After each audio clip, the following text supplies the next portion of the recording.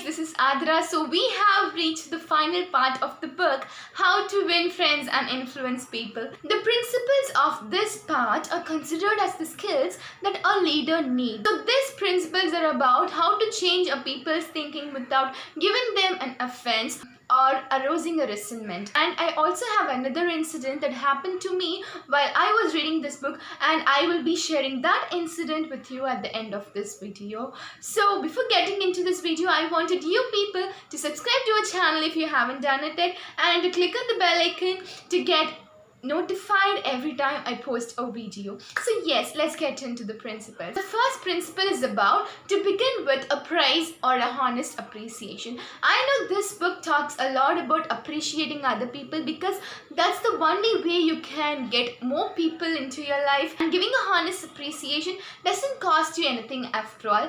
And the other thing is, through appreciation you make a people feel important. So every time when we give suggestions to other people, we always focus on the mistakes they do rather than the things that they did perfectly. So next time when you give someone a suggestion, make sure you first appreciate them for what they have done right in the particular work, and then point on the mistakes so that they can improve themselves. So before finding a fault, why not appreciate? So the next principle talks about how to correct people's mistakes without criticizing them or without giving them her hatred. And this can be possible by pulling the attention to their mistakes indirectly. For example, if there is a student who gets good marks in all the subjects, if he or she couldn't find gradual improvement in mathematics, then first appreciate them for the subjects that they work hard first, and then tell them that, see, if you put on the same effort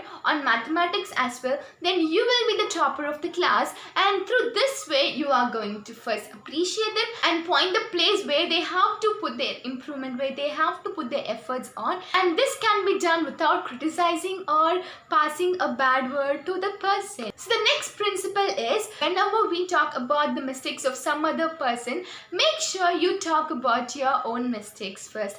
So it's so obvious that when we criticize on someone else, the first thought that they would get is, are you really good enough than me? And yes, that would be the thought of that person. Make sure you start in a way that I have done much more mistakes than you, and I feel so happy that you have done a little bit wiser than me, so that they could feel that they are not alone in that work, and they might also feel that there is another person who have came across the same lane. The next principle is, ask questions before giving orders.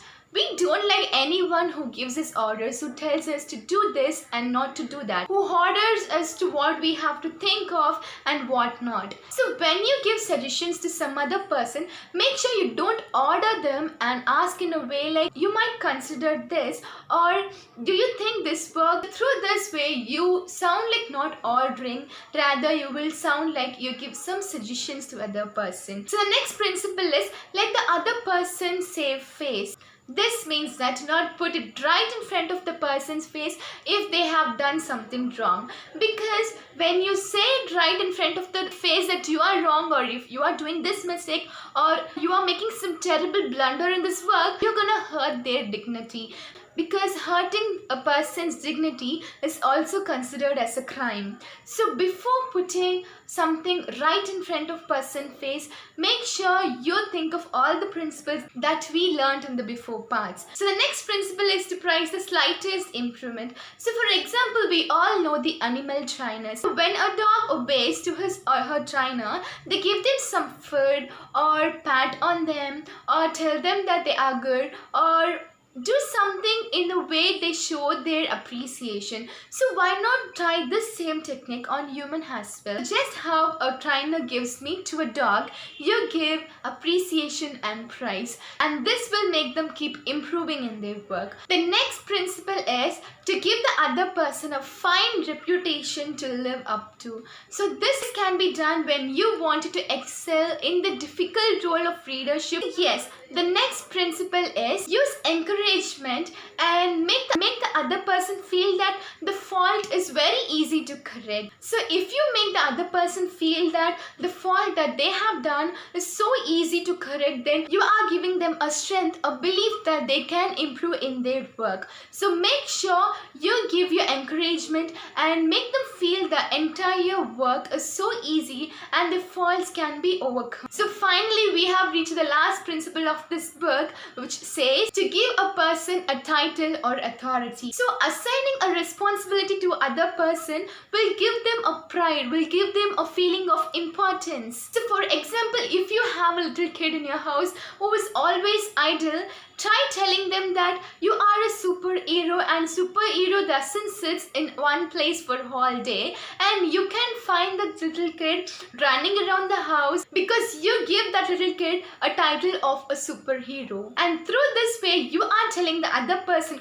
what you wanted them to do, and this will make them happy as well. So let me get into the incident that happened to me. So yes, there is a very good friend of mine who attended an interview of a very well-known educational app, and he tried for a sales and marketing sector. When he shared the questions the interviewer asked him, I was awestruck because the ways to deal with the situations that was being asked by the interviewer was keenly explained in this book, because this book shares the experiences of the people who marked their name in history. It can be a good politician, industrialist, entrepreneurs, or very big businessmen who succeeded big in their life. And they also share the incidents about how to handle the situations that we are struggling with. This book will definitely work as a dictionary who are trying to leave their legacy in the sales and marketing sector, because if you are stuck with some situation, you can grab the book and turn the page, and you can get to know about how the person who succeeded in your field handled it. So I hope you people value this book as much as I do. Until I meet you all in my next video, read, write and repeat.